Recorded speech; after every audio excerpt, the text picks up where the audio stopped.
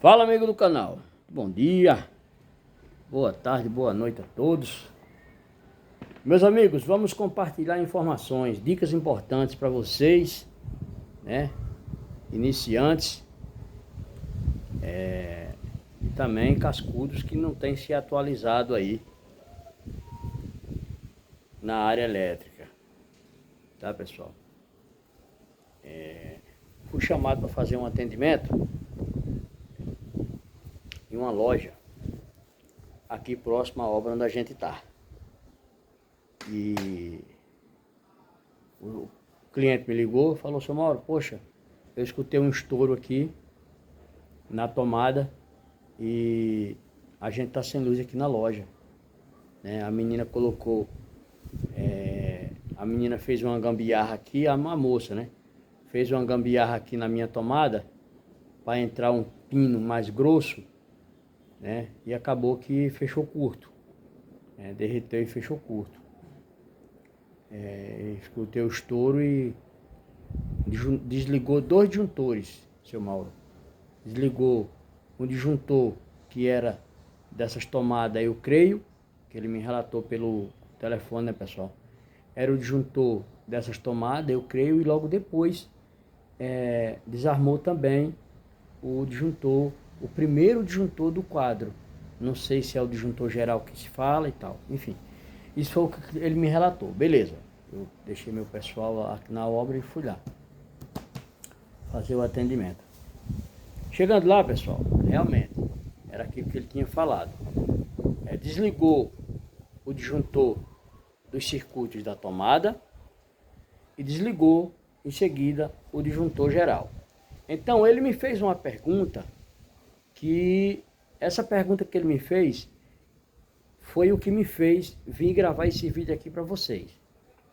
Por que que o disjuntor do circuito específico desarma primeiro e logo em seguida o disjuntor geral desarma? Meus amigos, funciona da seguinte forma.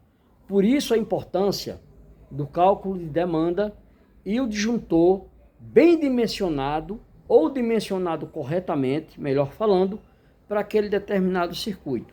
O disjuntor para as tomadas de 10 amperes que estava lá era um disjuntor de 10 amperes, tá? Para cortar a corrente do circuito de 7 tomadas. O cara colocou lá o disjuntor de 10 amperes, sendo que as tomadas eram de uso geral.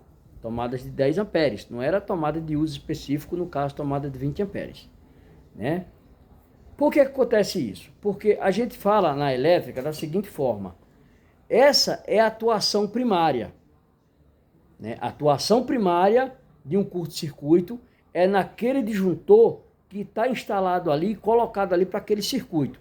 Logo em seguida, vem o disjuntor geral que desarma, porque a corrente que passou por aquele circuito foi uma corrente muito forte que fez com que os dois disjuntores atuassem, sendo que o primeiro disjuntor do circuito das tomadas atuou, logo em seguida o disjuntor geral atuou, cortando a corrente, evitando que acontecesse um incêndio, um choque elétrico, um problema maior naquela determinada situação ali, tá bom? Então, a corrente elétrica que foi gerada por aquele curto que deu naquele momento fez com que o disjuntor geral desarmasse, primeiro o disjuntor do circuito específico ali das tomadas desarmou, logo em seguida o disjuntor geral desarmou por conta daquela corrente elétrica ali que foi gerada naquele curto-circuito ali naquele momento, daquele problema, tá, pessoal?